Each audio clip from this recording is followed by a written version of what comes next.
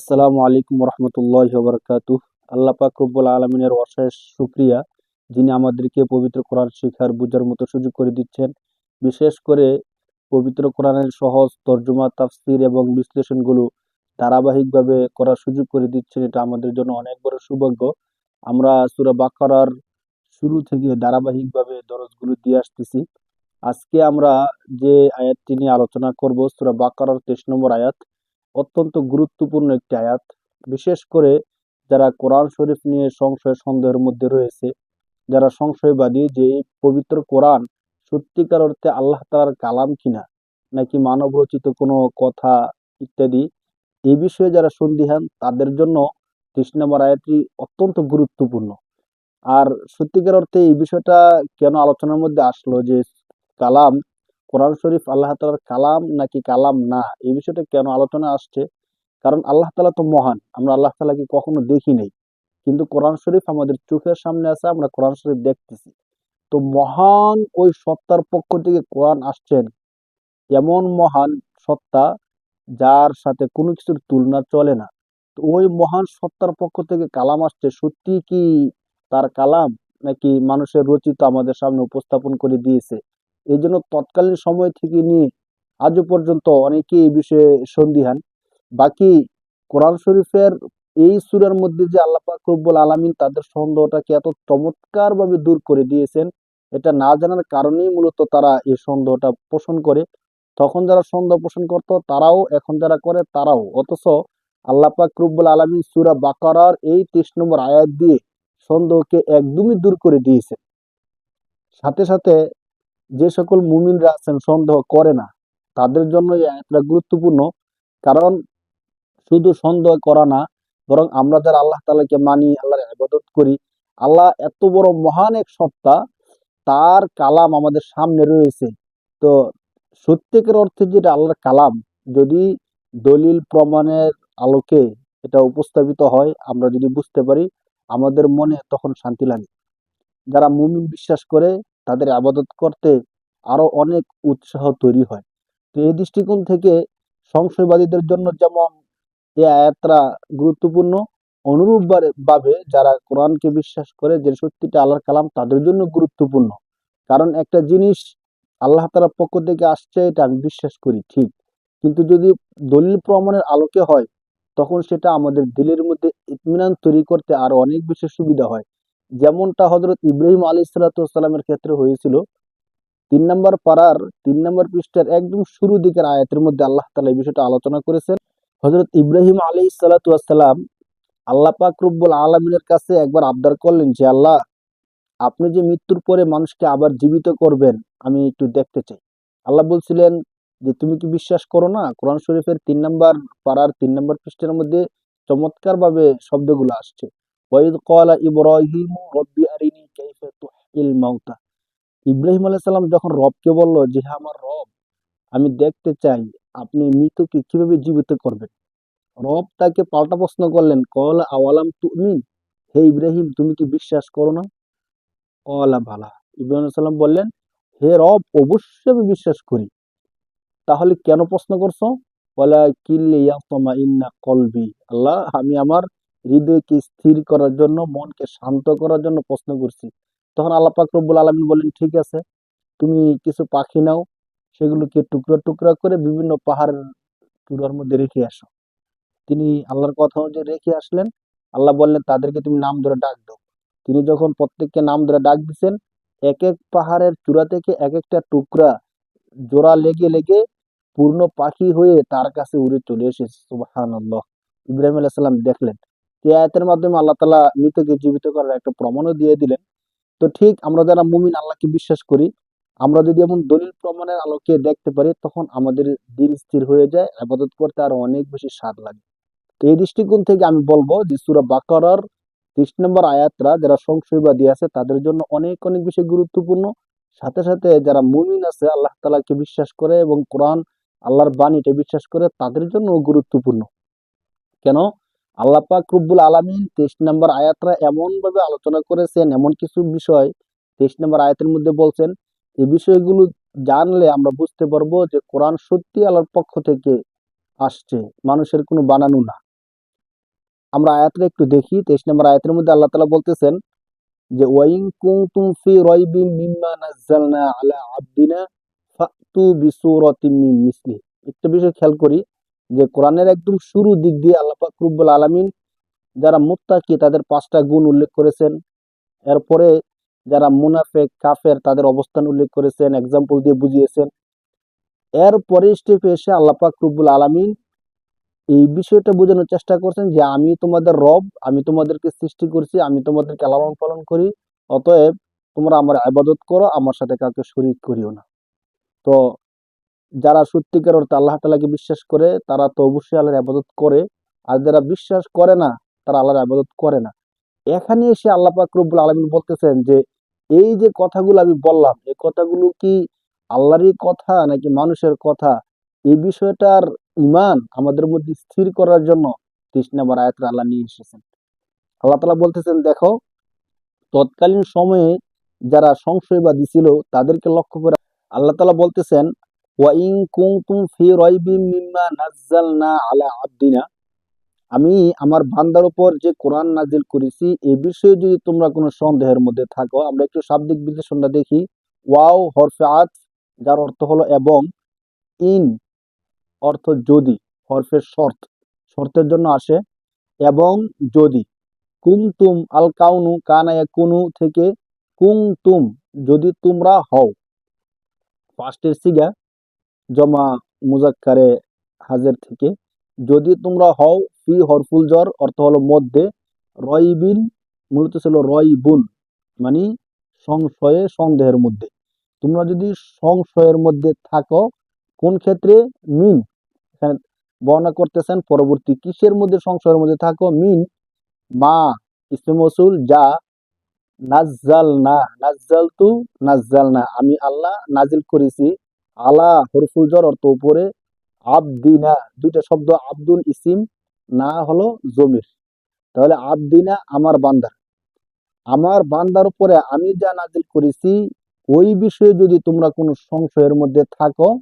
তাহলে কি করবা, ফাতু ফা হরফে আতফ অতএব ফাতু বিসূরাতিম মিন মিসলি, আল ইতিয়ানু ফাতু জমা মুজাক্কারে হাজির থেকে ফাতু বি তোমরা নিয়ে আসো, আল ইতিয়ান অর্থ আসা কিন্তু এর সেলা যখন বা হয় তখন অর্থ হয় নিয়ে আসা, ফাতু বিসূরাতিন তোমরা একটা সূরা নিয়ে আসো, মিন হুরফুল জার অর্থ থেকে, মিসলুন অর্থ মতো, হা অর্থ তার মতো একটি সূরা নিয়ে আসো।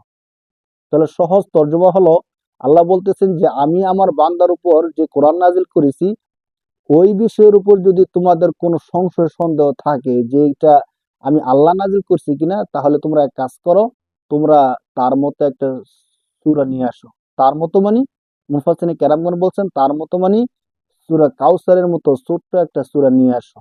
অর্থাৎ তোমরা যদি এই জিনিসটা মনে করো যে এটা আল্লাহর কালাম না বরং মানুষের রচিত, তাহলে তোমরাও মানুষ, তাহলে কোনো মানুষ যদি এটা রচনা করে থাকে তাহলে তোমরা রচনা করতে পারবা স্বাভাবিক। অতএব তোমরা দ্বিধা দ্বন্দ্বের মধ্যে না থেকে তোমরা একটা কোরআন তৈরি করে ফেলো। যদি কোরআন না পারো অন্তত তার মতো সূরা কাউসারের মতো ছোট্ট একটা সূরা তৈরি করো। এখন একটা কথা থাকতে পারে তখনকার সময় আরবের যারা ছিল তারা যদিও কবিতা তৈরি করতে পারতো, অনেক যোগ্যতা তাদের ছিল, কিন্তু তারা মনে করতে পারে যে আমরা এখন পারতেছি না ঠিক। আল্লাহ চ্যালেঞ্জ করার পরে কিন্তু তারা এই চ্যালেঞ্জ গ্রহণ করে নাই। তারা কেউ সূরা কাউসারের মতো একটা সূরা তৈরি করতে পারে নাই। এখন একটা সন্দেহ থাকতে পারে যে আরবের তারা পারতেছে না, হয়তো আরবের বাইরে এমন কেউ থাকতে পারে যারা পারে। যাতে এই সংশয় না থাকে আল্লাহ পাক রব্বুল আলামিন পরের অংশের মধ্যে বলতেছেন ওয়াদউ আদ-দাওয়াতু দাআ ইয়াদউ ডাকা আহ্বান করা, ওয়াদউ তোমরা ডাকো আহ্বান করো, শুহাদাআকুম শাহিদুন এক বচন, শুহাদা বহু বচন প্লুরাল, আকুম তোমাদের, তাহলে তোমাদের সহযোগীদেরকে তোমরা ডাকো, শাহিদুন সহযোগী বন্ধু এমন যারা আছে তোমরা তোমাদের সাক্ষী বা সহযোগী বা বন্ধুদেরকে ডাকো আহ্বান করো, মিন দুনিল্লাহ আল্লাহ ছাড়া তোমাদের যদি আরো কোনো এমন বন্ধু থেকে থাকে যারা এমন কোরআন তৈরি করতে পারবে তাদেরকেও ডেকে নিয়ে আসো। এর মানে হলো আল্লাহ পাক রব্বুল আলামিন এই চ্যালেঞ্জটা দুই অংশে আরব এবং আজম সবাইকে করছেন। প্রথম অংশের মাধ্যমে আর সমস্ত আরবকে করছেন যে তোমরা পারলে একটা সূরা তৈরি করে দেখাও। আর দ্বিতীয় অংশের মাধ্যমে অদউ শুহাদাকুম মিন দুনিল্লাহ, এই অংশের মাধ্যমে অনারব যারা আছে, আজমের যারা আছে সবাইকে করছেন। এর মানে হলো পৃথিবীর মধ্যে অবস্থানরত যত মানুষ আছে সমস্ত মানব জাতিকে আল্লাহ চ্যালেঞ্জ করতেছে যে তোমরা সংশয়ের মধ্যে না থেকে, তোমরা তো মনে করতেছো যে কোরআন মানুষের রচিত, তো মানুষের রচিত হলে তোমরাও কেউ না কেউ রচনা করতে পারবা, প্রয়োজনে সবাই একসাথে বসে তোমরা তৈরি করো। এরপরও তৈরি করো যদি তোমরা তোমাদের কথায় সত্যবাদী হয়ে থাকো। ইন কুনতুম সাদিকিন, ইন যদি, কুনতুম তোমরা হও, সাদিকিন সত্যবাদী। তাহলে তারা যে বলতেছিল যেটা আল্লাহর কালাম না, বরং মানুষের পক্ষ থেকে রচিত, আল্লাহ তাআলা বলতেছেন তোমরা যদি তোমাদের এই দাবিতে সত্যবাদী হয়ে থাকো তাহলে আমি তোমাদেরকে চ্যালেঞ্জ করতেছি, তোমরা তার মতো একটা সূরা তৈরি করে দেখাও। তার মতো মানে মুফাসসিরে কেরামগণ বলেন সূরা কাউসারের মতো। এখন একটা বিষয় লক্ষণীয় যে তৎকালীন সময়ের যারা ছিল, এই চ্যালেঞ্জ যারা শুনছে, কেউ তো চ্যালেঞ্জ গ্রহণ করে নাই। যদি চ্যালেঞ্জ গ্রহণ করত তাহলে একটা কথা ছিল, চ্যালেঞ্জ গ্রহণ করে নাই শুধু এতটুক না, বরং আল্লাহ পাক রব্বুল আলামিন পরবর্তী আয়াতের মধ্যে স্পষ্ট বার্তা দিয়ে দিচ্ছেন। দেখেন, কোনো মানুষের দ্বারা কিন্তু এই বিষয়টা সম্ভব না। কিভাবে?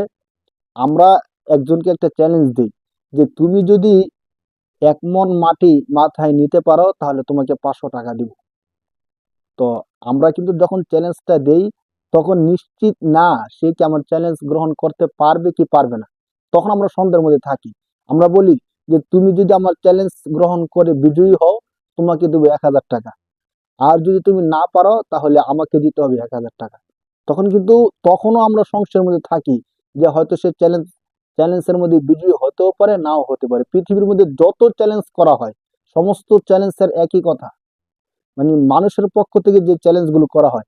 কিন্তু অবাক করা বিষয় হলো আল্লাহ পাক রব্বুল আলামিন যখন চ্যালেঞ্জ করলেন, চ্যালেঞ্জ করার পরে আল্লাহ পাক রব্বুল আলামিন নিজেই পরবর্তীতে বলতেছেন যে আমি আল্লাহ যে চ্যালেঞ্জ করছি এই চ্যালেঞ্জ তোমরা এখন পারতেছো না। শুধু এতটুক না, তোমরা কখনোই পারবে না।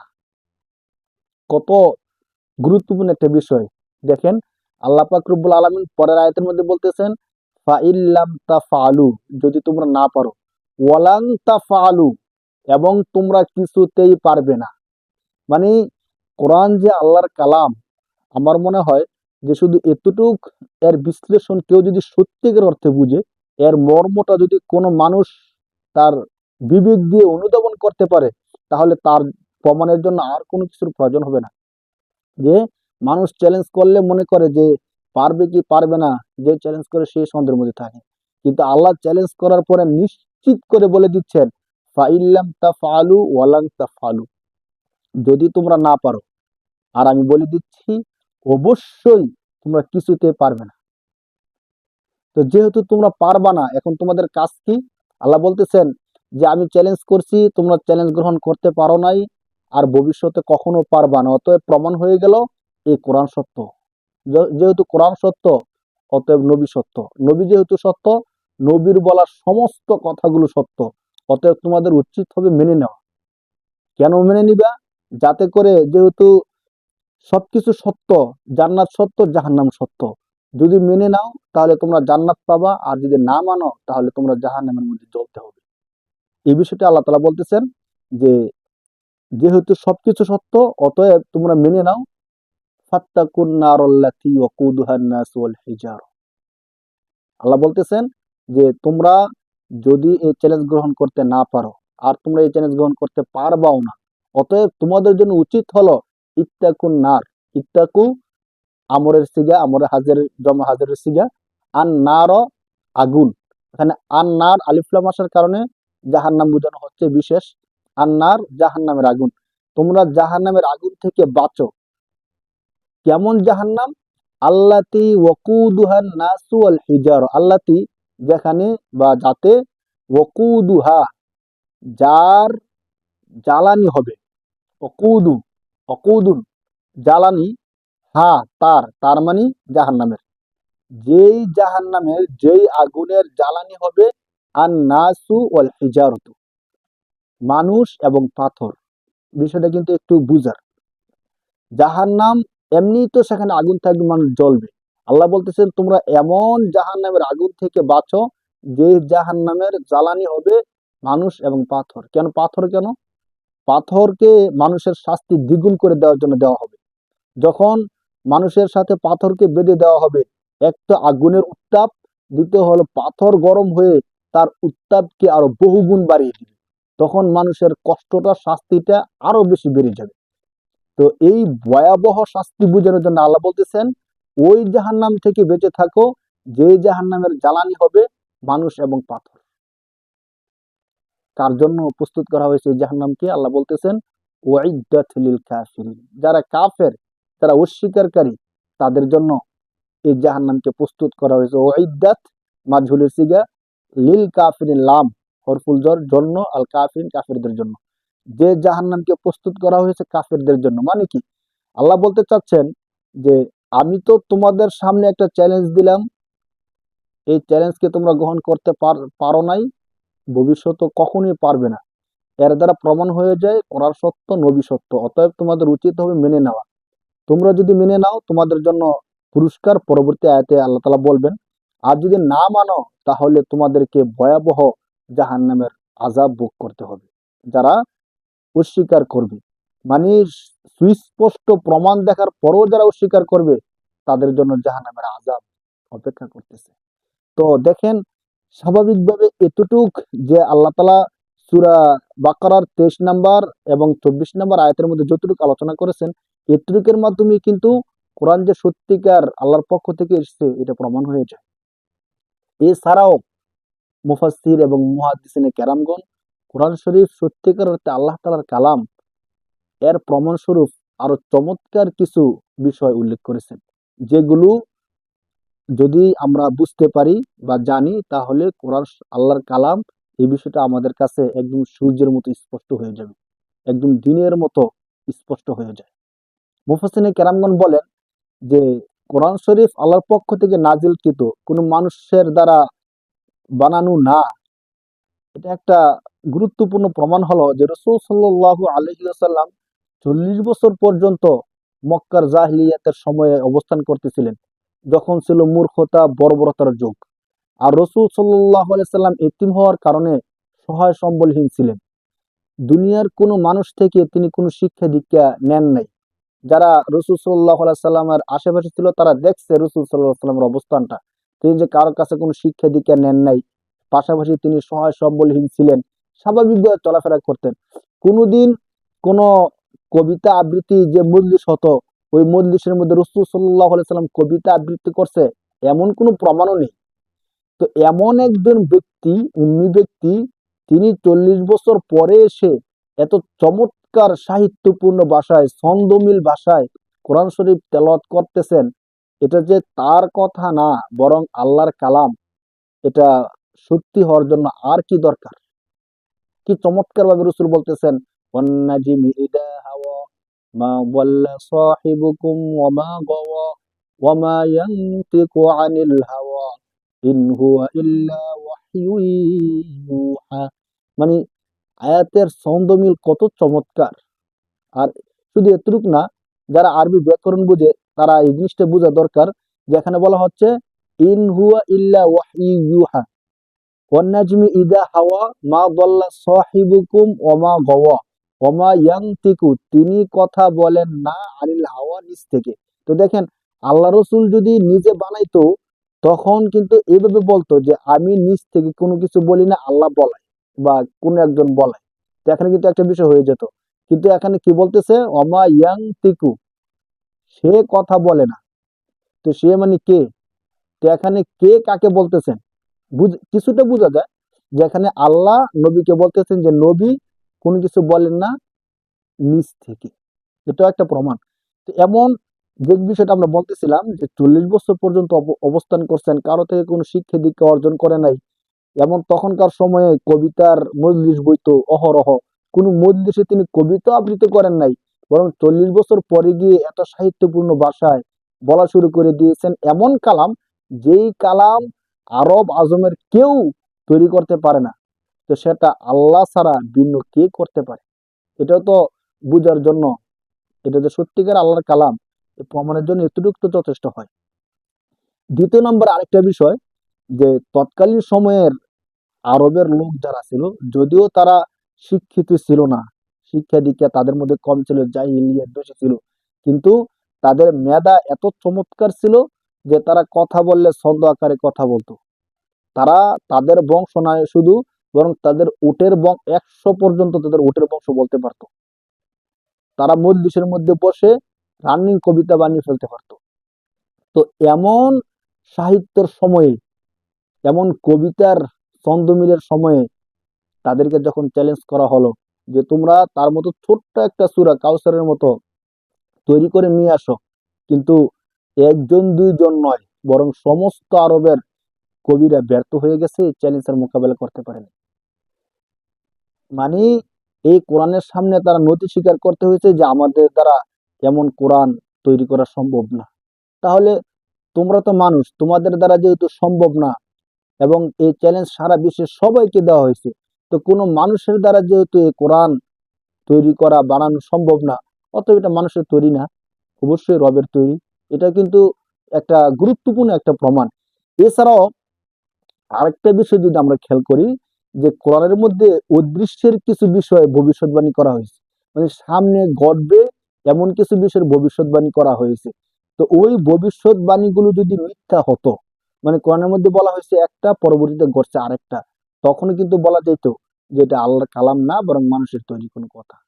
কিন্তু দেখেন, যখন 21 নম্বর পারা সূরা রুমের মধ্যে আলিফ লাম মিম গুলিবাতির রুম, হ্যাঁ, রোম পরাজিত হয়েছে, ফি আদনাল আরদি ওহুম মিন বাদি গলাবিহিম সায়াগলিবুন, আর এই পরাজয়ের পরে অচিরেই তারা বিজয় লাভ করবে। তখন রোম এবং পারস্য যুদ্ধ যুদ্ধ হয়, ওই যুদ্ধের মধ্যে রোম পরাজিত হয়, কারণ রোম অনেক বেশি দুর্বল ছিল।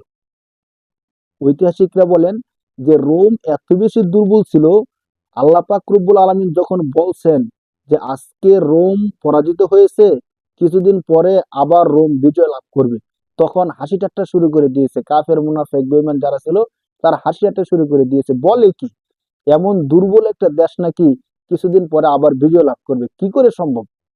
যেমন দেখেন এখনকার সময়ে ফিলিস্তিন এবং ইসরায়েল, যেমন ইসরায়েল, তারা অস্ত্রে শস্ত্রে সজ্জিত, পারমাণবিক শক্তির অধিকারী, হ্যাঁ, পরাশক্তি যাদেরকে বলা হয়, এমন অনেক বেশি শক্তির অধিকারী ইসরায়েল। আর ফিলিস্তিন, তাদের তেমন কোনো অস্ত্র শস্ত্র নাই, হ্যাঁ, অল্প সংখ্যক কিছু লোক আছে হামাসের, যারা প্রতিরোধ যোদ্ধা হিসেবে তাদেরকে চিনা যায় জানা যায়। তো একরকম নিরীহ মানুষদেরকে কিভাবে মারতেছে। এখন যদি কেউ বলে যে এখন ফিলিস্তিন পরাজিত হয়েছে, কিছুদিন পরে আবার ফিলিস্তিন জয়লাভ করবে, আর ইসরায়েল পরাজিত হবে, তখন কিন্তু স্বাভাবিকভাবে অনেকেই হাসি ঠাট্টা করবে। কিন্তু হাদিসে কিন্তু এমনটা আছে যে মুসলমানরা বিজয় লাভ করবে এবং ইহুদি কাফের কুফাররা পরাজিত হবে, হাদিসের মধ্যে আসে। তো এই বিষয়, তখনকার বিষয়টা এমন ছিল, যার কারণে কাফের মুনাফিক যারা ছিল তারা হাসি ঠাট্টা করছিল যে বলে কি রোম নাকি আবার বিজয় লাভ করবে। কিন্তু কিছুদিন যাওয়ার পরেই ইতিহাস সাক্ষী, বদর যুদ্ধের দিন ঠিকই রোম বিজয় লাভ করছিল। তো এটাও একটা গুরুত্বপূর্ণ প্রমাণ যে কোরআন আল্লাহর পক্ষ থেকে, যদি আল্লাহর পক্ষ থেকে না হতো, তাহলে একজন ব্যক্তি কি করে বলতে পারে যে আজ তখনকার সময়ের পরাশক্তি কিছুদিন পরে আবার পরাজিত হবে, আর দুর্বল একটা দেশ বিজয় লাভ করবে, যাদের মানুষের চোখের সামনে যে দেশটা এখন অনেক বেশি দুর্বল, একটা মানুষ কিভাবে বলে দিতে পারে? তো মানুষ যদি বলে দিত, এটা ভুল হতে পারে, শুদ্ধ হতে পারে, কিন্তু 100 থেকে 100% শুদ্ধ হওয়াটা কিন্তু প্রমাণ যেটা মানুষের কোনো কালাম না, বরং এটা আল্লাহর পক্ষ থেকে। মানুষ বললে এতটুকু বলতে পারতো যে হতে পারে কিছুদিন পরে আবার রোম বিজয় লাভ করবে, হতে পারে এভাবে কিন্তু আমরা কথাগুলো বলি। যেমন বৃষ্টি হতে পারে, আবহাওয়া এমন থাকতে পারে, এত কম্পিউটার এত যন্ত্র সবকিছু ফিট করার পরে কিন্তু 100% নিশ্চিত দিয়ে বলা হয় না, বলা হয় হতে পারে, এমন হতে পারে, তেমন হতে পারে।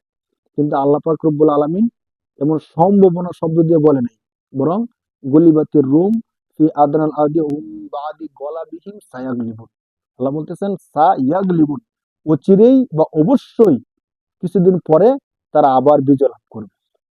তো আল্লাহ ছাড়া কোনো মানুষের পক্ষে এইভাবে বলা কিন্তু সম্ভব না। এরপরে আরেকটা গুরুত্বপূর্ণ বিষয় হলো যে কোরআন যে আল্লাহর পক্ষ থেকে কোরআন শরীফের মধ্যে পূর্বের জাতিদের ইতিহাস ধারাবাহিকভাবে একদম বিশুদ্ধ ইতিহাসটা এত চমৎকার ভাবে বর্ণনা করা হয়েছে যে তখনকার সময়ের বড় বড় ইতিহাসবিদ বলেন অথবা অন্যান্য কিতাবের পণ্ডিত যারা আছেন তারাও এতটা নির্ভুল এবং ধারাবাহিক ভাবে বলতে পারবে না বা পারে নাই। হযরত ইউসুফ আলাইহিস সালামের ঘটনা কত চমৎকার ভাবে ধারাবাহিক ভাবে বলা হচ্ছে। মুসা আলাইহিস সালামের ঘটনা, আদ, সামুদ, ফেরাউন, তাদের ঘটনা, মানে আদম আলাইহিস সালাম থেকে নিয়ে পরবর্তী সবগুলো ঘটনা কত চমৎকার ভাবে বলা হচ্ছে। আদম আলাইহিস সালামের সন্তান একজন আরেকজনকে কিভাবে হত্যা করছে, হত্যা করার পরে কি হয়েছে, লাশটাকে দাফন করতে পারতেছে না, তখন একটা কাক আসলো, দাফন দাফন করার সিস্টেম শিখিয়ে দিল। এই কথাগুলো একটা মানুষ জানলো কি করে? এর আগে তো রসুল কারো কাছে যায় নাই, কোনো কিছু শিখে নাই। যদি আল্লাহর কালাম না হয় তাহলে এইভাবে সূক্ষ্ম বিষয়গুলো একদম তথ্যবহুল নির্ভুল তথ্য দিয়ে এত চমৎকার করে কি করে বলতে পারে যদি আল্লাহর কালাম না হয়? দেখেন আমরা যে বিষয়গুলো বলতেছি এক একটা বিষয় কিন্তু কোরআন সত্য হওয়ার জন্য যথেষ্ট। মানে কোরআন আল্লাহর কালাম এটা প্রমাণিত হওয়ার জন্য একটাই যথেষ্ট। অথচ এমন বহু বহু প্রমাণ রয়েছে যে কোরআন যে সত্য। শুধু এতটুকু নয়, বরং এর পরবর্তী বিষয়টা দেখেন, আরো অবাক করা বিষয়। একটা মানুষকে কিভাবে সৃষ্টি করা হয়েছে, আসমান জমিনের যেই গোপন বিষয়গুলো আছে, আসমান জমিন কতদিনে সৃষ্টি করা হয়েছে, কতটা আসমান আছে, কতটা জমিন আছে, এই সমস্ত বিষয়গুলো সূক্ষ্ম সূক্ষ্ম বিষয়গুলো কত চমৎকার ভাবে উল্লেখ করা হয়েছে কোরআন শরীফের আয়াতের মধ্যে। মানব মানব কিভাবে সৃষ্টি করা হয়েছে বর্ণনা দেওয়া হচ্ছে। ওয়ালাকাদ খলাকনাল ইনসানা মিন সুলালাতিন মিন তিন, মানুষকে সৃষ্টি করা হয়েছে মাটির নির্যাস থেকে, সুলালাতিন মিন তিন। সুম্মা খলাকনাহু নুতফাতান ফি করারিন মাকিন, নির্দিষ্ট একটা নির্ধারিত স্থানে পানি রূপে তাকে রাখা হয়েছে। সুম্মা খলাকনা নুতফাতা আলাকাতান, সুম্মা খলাকনা নুতফাতা আলাকাতান, ফাখলাকনাল আলাকাতা মুদগাতান, ফাখলাকনাল মুদগাতা ইযামা, ফাকাসাউনাল ইযামা লাহমা, সুম্মা আনশানাহু খালকান আখর, ফাতাবারাকাল্লাহু আহসানুল খালিকিন। সুবহানাল্লাহ। মানে কত চমৎকার ভাবে ধারাবাহিক ভাবে বলা হচ্ছে। অতঃপর এই পানিকে বানানো হয়েছে রক্তবিন্দু, রক্তবিন্দুকে গোস্তপিণ্ডের মধ্যে এভাবে এইভাবে তৈরি করা হয়েছে। মানে কত চমৎকার ভাবে বর্ণনা দেওয়া হচ্ছে। একটা মানুষ যিনি আগে কোনো জ্ঞান অর্জন করে নাই, জ্ঞান অর্জন করার জন্য কারো কাছে যায় নাই, কি করে তিনি মানব সৃষ্টির এই গোপন রহস্যগুলো এভাবে উল্লেখ করে দিতে পারে? এর মাধ্যমে তো বোঝা যায় যে না, কোরআন সত্যিকার আল্লাহর কালাম, এটা কোনো মানুষের রচিত না। আরেকটা চমৎকার প্রমাণ কোরআন যে আল্লাহর পক্ষ থেকে নাজিলকৃত, কোনো মানুষের তৈরিকৃত না। দেখেন তখনকার সময়ের ইহুদি যারা ছিল তারা দাবি করত যে আখেরাতে আল্লাহ তাআলা যে জান্নাত তৈরি করছে ওই জান্নাত কেবলমাত্র ইহুদিদের জন্য নির্ধারিত। মানে আখিরাতের শান্তির যে ঘর জান্নাত, এই জান্নাত তৈরি করা হয়েছে কেবলমাত্র ইহুদিদের জন্য। তো আল্লাহ পাক রব্বুল আলামিন নবীর মাধ্যমে তাদেরকে বলতেছেন যে হে নবী, কুল ইন কানাত লাকুমুদ দারুল আখিরাতু ইনদাল্লাহি খালিসাতাম মিন দুনিন নাস ফাতামান্নাবুল মাউত, আপনি বলেন যদি আখিরাতের শান্তির ঘর শুধুমাত্র তাদের জন্য হয়ে থাকে তাহলে ফাতামান্নাবুল মাউত, তারা যেন মৃত্যু কামনা করে। ইন কুনতুম সাদিকিন, তারা যদি সত্যবাদী হয়ে থাকে তাদের কথায়, তাহলে ফাতামান্নাবুল মাউতা, তারা যেন মৃত্যু কামনা করে। মানে তারা তো বলতেছে, দাবি করতেছে যে আখিরাতের যে জান্নাত শান্তির ঘর শুধুমাত্র তাদের জন্য, অন্য কোনো মানুষের জন্য না। তো তারা দুনিয়ার মধ্যে কষ্ট করবে কেন? শান্তির ঘর আখিরাত, তো তাদেরকে বলেন মৃত্যু কামনা করে যেন তারা আখিরাতের মধ্যে চলে আসে, জান্নাত অর্জন করে ফেলে। এর পরের অংশের মধ্যে আল্লাহ বলতেছেন শুনেন, আপনি তাদেরকে বলবেন কিন্তু তারা কিন্তু কখনোই মৃত্যু কামনা করবে না। ওয়ালাইয়া তামান্নাহু আবাদা, লান শব্দ কেন আসে এর আগে আমরা বলছিলাম যে লান শব্দ আসে মানে কোন একটা বিষয়ের অনেক বেশি গুরুত্ব দিয়ে বলার জন্য। লাইয়া তামান্নাহু, তারা কিছুতেই মৃত্যু কামনা করবে না। কেন মৃত্যু কামনা করবে না? তারা যে অপরাধ করছে, যে গুনাহ করছে, তারা তো জানে তাদের অপরাধ কি কি। এই অপরাধের কারণে তারা কিছুতেই মৃত্যু কামনা করবে না। তো এতটুকু যদি আমরা বলি, দেখেন, তো তৎকালীন সময়ে কিন্তু ইহুদিদের জন্য খুব চমৎকার একটা সুযোগ ছিল, যে কোরআন শরীফের মধ্যে চ্যালেঞ্জ করা হচ্ছে যে তোমরা যদি তোমাদের কথা সত্যবাদী হয়ে থাকো তাহলে তোমরা মৃত্যু কামনা করো। এতটুক না শুধু, এরপরে বলা হচ্ছে তারা কিছুতেই মৃত্যু কামনা করবে না। দেখেন, যদি কোরআন সত্য না হতো তাহলে কিন্তু কেউ না কেউ মৃত্যু কামনা করতো। ইতিহাস তো সাক্ষী, তখন কেউ মৃত্যু কামনা করে নাই।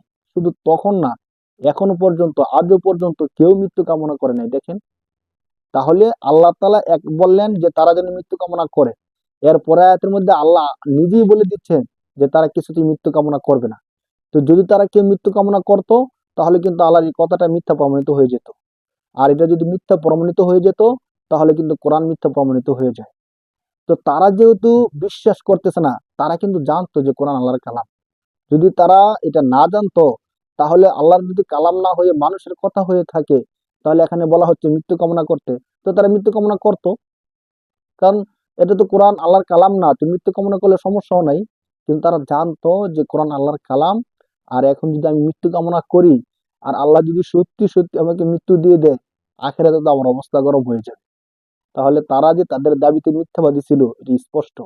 তো আল্লাহ তাআলা বলতেছেন ওয়ালাইয়া তামান্নাহু আবাদাম বিমা কদ্দামাত আইদিহিম, যে তারা যে অপরাধ করছে এই অপরাধের কারণে তারা কিছুতেই মৃত্যু কামনা করবে না। শুধু এতটুক না, আরো আল্লাহ তাআলা বলতেছেন ওয়ালা তারিদান্নাহুম আহরাসান নাসি আলা হায়াত, মানুষের মধ্যে আপনি তাদেরকে পাবেন জীবনের ব্যাপারে অনেক বেশি লোভী, মানে তারা অনেক অনেক বেশি বাঁচতে চায়।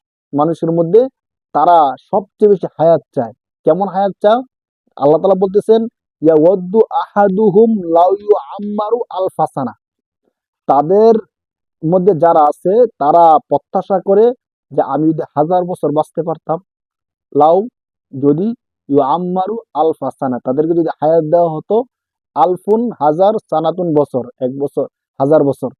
তাহলে আল্লাহ তাআলা বলতেছেন, দেখেন, তারা তো দাবি করে যে আখেরাত কেবলমাত্র তাদের জন্য, তো আপনি তাদেরকে বলেন মৃত্যুবরণ করে যেন তারা আখেরাতে চলে আসে, মৃত্যু কামনা করে। তারা সেটা মৃত্যু কামনা করবে না, কিছুতেই তারা মৃত্যু কামনা করবে না। শুধু এতটুক না, বরং মানুষের মধ্যে হায়াতের, জীবনের জন্য সবচেয়ে বেশি লোভী তারা। তারা চায় তারা যেন 1000 বছর দুনিয়ার মধ্যে বাঁচতে পারে। তো দেখেন, আল্লাহ তাআলা বলছেন কিছুতেই মৃত্যু কামনা করবে না। তখনকার সময়ের ইহুদিরা যদি কেউ মৃত্যু কামনা করত তাহলে কিন্তু আল্লাহর এই চ্যালেঞ্জটা মিথ্যা প্রমাণিত হয়ে যেত। কিন্তু ইতিহাস সাক্ষী, আজও পর্যন্ত কেউ মৃত্যু কামনা করে না, করে নাই। এরপরে আরেকটা গুরুত্বপূর্ণ বিষয় দেখেন, যে কোরআন এত চমৎকার একটা কালাম, আপনি যত বেশি পড়বেন ততই পড়তে মন চাবে।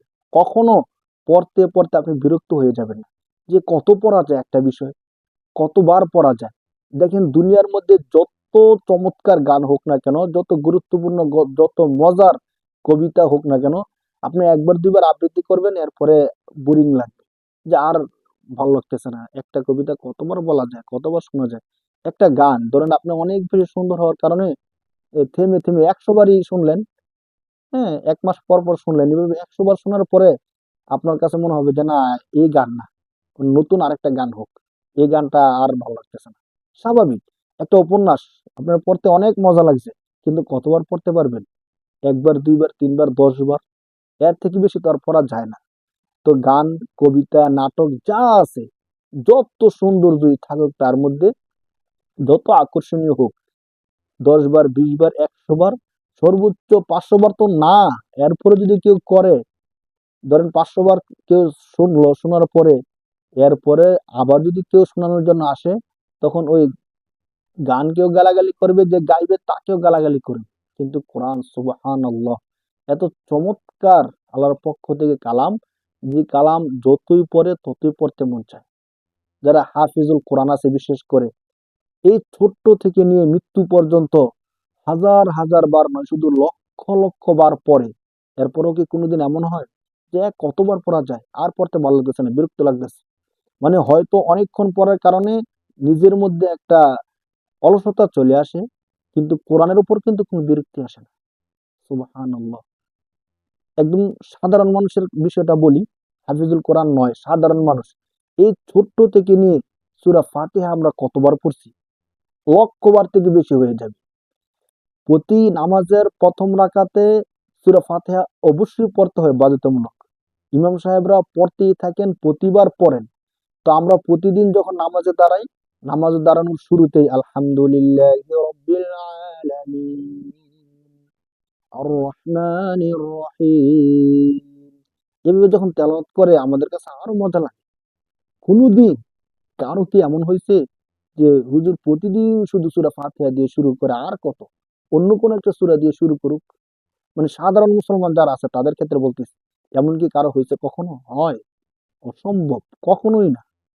এমন মনেও আসে না যে এই একটা সূরা বারবার পড়তে হবে কেন, বিরক্ত লেগে গেছে, অন্য কোন একটা সূরা পড়েন, এটা বদলান। এমন হয় না। তো এরপরেও যদি আমরা না বুঝি যে কোরআন আল্লাহর কালাম কিনা, তাহলে আমাদের জন্য জাহান্নাম ছাড়া আর কি থাকতে পারে বলে। একটু খেয়াল করলে কিন্তু এই বিষয়টা অনেক বড় বিষয়, যে এত লক্ষ লক্ষ বার পড়ার পরেও কেন বিরক্ত আসে না। মানুষের তৈরিকৃত সমস্ত নাটক, সিনেমা, গল্প, কবিতা, গান, এই সবগুলোর মধ্যে তো একবার না একবার বিরক্তি আসে, কিন্তু এই কোরআনের মধ্যে তো কখনোই বিরক্তি আসতেছে না। সর্বশেষ আরেকটা বিষয় বলে শেষ করে দিই, যে কোরআন আল্লাহ পাক রব্বুল আলামিন নাজিল করছেন, এবং আল্লাহ পাক নাজিল করার পরে তিনিই বলে দিয়েছেন যে আমি কোরআন নাজিল করছি, আমি আল্লাহ সংরক্ষণের দায়িত্ব নিয়েছি। আল্লাহ বলতেছেন, ইন্না নাহনু নাজ্জালনা যিকরা ওয়া ইন্না লাহু লাহাফিজুন। যিকরা আল কোরআন, আমি আল্লাহ এই কোরআনকে নাজিল করেছি, এবং এই কোরআনকে ঠিক রাখার সংরক্ষণের দায়িত্ব আমি আল্লাহই নিয়েছি। সুবহানাল্লাহ। একটু খেয়াল করলে দেখবেন যে 1450 বছর পর্যন্ত যে কোরআন তখন ছিল, আজও পর্যন্ত একই কোরআন আমাদের পৃথিবীর মধ্যে বিদ্যমান আছে। অন্য সব কিছুর মধ্যে বিকৃতি হয়েছে, কম বেশি হয়েছে, কিন্তু কোরআনের মধ্যে নয়। একটা হরফ, একটা নোক্তার মধ্যে পর্যন্ত কোনো পরিবর্তন হয়নি। আপনি সারা বিশ্বের যেখানেই যাবেন, কোরআনকে মিলাবেন, একই কোরআন শুনতে পাবেন। আপনি ইন্দোনেশিয়া যান, আমেরিকা যান, দুইজন হাফেজকে একসাথে করেন, তেলাওয়াত করতে বলেন, দুইজনের তেলাওয়াত সেম, কোনো ডিফারেন্স নাই। এমন না যে পৃথিবীর এক প্রান্তের মধ্যে তেলাওয়াত এক, আরেক প্রান্তের মধ্যে আরেক, এমন না। তিনজন হাফেজকে পৃথিবীর তিন প্রান্ত থেকে, অথবা চারজন হাফেজকে পৃথিবীর চার প্রান্ত থেকে একসাথে করেন, চারজনের তেলাওয়াত এক। সূরা ফাতিহা পড়তে বলবেন, চারজনে একই সূরা পড়বে। নোক্তা, হরফ, গুণা কোনো কিছুতে কোনো পরিবর্তন নেই। সুবহানাল্লাহ। তো আল্লাহ যে বলছেন যে আমি নাজিল করছি, আমি সংরক্ষণের দায়িত্ব নিয়েছি, এটা হয়তো সাথে সাথে বোঝাটা মুশকিল ছিল, কিন্তু আজকে 1450 বছর পরে এসেও যখন আমরা দেখি এর একটা নোক্তা পর্যন্ত পরিবর্তন হয় নাই, এর একটা বিন্দু পর্যন্ত পরিবর্তন হয় নাই, এখনো তো অবিশ্বাস করার কোনো কারণ থাকতে পারে না। অন্তত এখনো তো মেনে নেওয়া যায় যে হ্যাঁ, এটা সত্যিকার কোরআন। আর দেখেন, যদি এখন আমরা এই বিষয়টা প্রমিত হওয়ার কারণে মেনে নিই এটা সত্যিকার অর্থে আল্লাহর কোরআন, তাহলে যারা মানে নাই তারা যে জাহান্নামী, এটা নিশ্চিত হয়ে গেছে। তো এখনো যারা মানবে না, তারা তো অবশ্যই জাহান্নামের আগুনে জ্বলতে হবে। এই বিষয়টাকে আল্লাহ বলছেন যে কোরআন সত্য, এটা প্রমাণিত হয়ে গেছে। আল্লাহ শুধু একটা প্রমাণ বলছিলেন, যে আমি চ্যালেঞ্জ করতেছি, তোমরা যদি বিশ্বাস না করো, ছোট্ট একটা সূরা তৈরি করে নিয়ে আসো। যদি তোমরা তৈরি করতে না পারো, আর আল্লাহ তখন বলছিলেন যে তোমরা অবশ্যই পারবাও না, অতএব তোমাদের উচিত হবে এটাকে মেনে নিয়ে জাহান্নামের আগুন থেকে বাঁচা। এমন ভয়াবহ জাহান্নাম, যেই জাহান্নামের জ্বালানি হবে মানুষ এবং পাথর। আল্লাহ তাআলা আমাদেরকে বুঝার তৌফিক দান করুক। আমরা যেন সত্যিকার অর্থে কোরআনের মর্মকে বুঝি, তার উপর আমল করে আল্লাহর কাছে যেতে পারি। আল্লাহ তাআলা যেন আমাদেরকে সেই তৌফিক দান করেন। সত্যিকার অর্থে আল্লাহ তো কোরআন নাজিল করছেন জানার জন্য, বুঝার জন্য, শিখার জন্য, কিন্তু আমরা শিখতে প্রস্তুত না। দেখেন, আমরা কোরআনকে যদি বুঝতে চেষ্টা না করি, এই যে কোরআনের মধ্যে আল্লাহ তাআলা এইভাবে এইভাবে প্রমাণগুলো দিয়ে রাখছেন, আমরা যদি না শুনি তাহলে কিভাবে বুঝবো? মানে একটা বিষয় একটু খেয়াল করেন, যে আমরা এই ছোট্ট থেকে কোরআন অনেকে পড়ি না, আর যারা পড়ে শুধু আরবি আবারত পড়ে, কিন্তু আল্লাহ এখানে কি বলছে সেটা বোঝার চেষ্টা করি না। কখনোই মনে করি না যেটা আমার বোঝা দরকার, অথচ আল্লাহ তাআলা যে কোরআন শরীফের আয়াতগুলোর মধ্যে এত চমৎকার কথা বলে রেখেছেন, কোরআন সত্য, আল্লাহ সত্য, নবী সত্য, এই বিষয়গুলো যে এত চমৎকার ভাবে আল্লাহ তাআলা উদাহরণ দিয়ে দিয়ে বুঝিয়ে দিয়েছেন, এই বিষয়টা যদি আমরা অর্থগুলো না জানি, তাহলে মৃত্যু পর্যন্ত কখন কি বুঝতে পারবো? মৃত্যুর পরে যদি আমি সংশয় নিয়ে মৃত্যুবরণ করি, আর আল্লাহ যদি বলে তুমি সংশয় নিয়ে মৃত্যুবরণ করলা কেন, সে বলল যে আল্লাহ, আমি তো বিশ্বাস করতে পারি না এটা তো আপনার কালাম।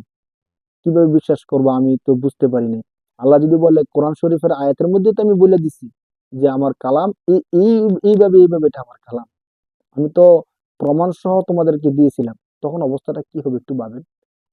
মানে যদি আমরা কোরআনের অর্থটা অন্তত জানি, এরপরেও তো আমরা কিছু না কিছু বুঝবো, যদি অর্থ না জানি কিভাবে বুঝবো? তো এই জন্য কোরআন শরীফ অর্থ সহ পড়া, অর্থ সহ বুঝা আমাদের জন্য অনেক বেশি জরুরি। আমরা কিন্তু বিষয়টা খেয়াল করতেছি না, গুরুত্ব দিতেছি না। এখনো অনেক মুসলমান ভাই এমন আছে যে কোরআন শরীফ অর্থ সহ শিখতে হবে আমরা কোনো প্রয়োজনই মনে করি না, অথচ বিদেশি ভাষা শেখার জন্য অনেক বেশি সময় ব্যয় করতেছি। হুম। আমি জাপানি ভাষা পারি না, জাপানি ভাষা শেখার জন্য আমি 3 মাসের কোর্স করতেছি, আমি ইংরেজি শেখার জন্য জীবন ব্যয় করে ফেলতেছি। অথচ কোরআন এত সহজ, ওয়ালাকাদ ইয়াসসারাল কোরআন লিযিকরি ফাহাল মিন মুদ্দাকির। আল্লাহ বলতেছেন আমি কোরআনকে সহজ করে দিয়েছি, আছে কি কেউ এই কোরআনকে শিখবে, বুঝবে, জানবে? তো কোরআন সহজ, অল্প সময়ে কোরআনকে শিখা যায়, এরপরও আমরা কেউ এই কোরআনকে শিখতে, কোরআনের মর্ম বুঝতে আমরা প্রস্তুত হচ্ছি না। আল্লাহর দরবারে কি জবাব দিব ভাই? আসুন এই কোরআনকে বুঝার চেষ্টা করি। সত্যিকার অর্থে আল্লাহ এই কোরআনের মাধ্যমে আমাদেরকে কি মেসেজ দিতে চাচ্ছেন, অন্তত ওই বিষয়টা আমরা জানার চেষ্টা করি। আসসালামু আলাইকুম।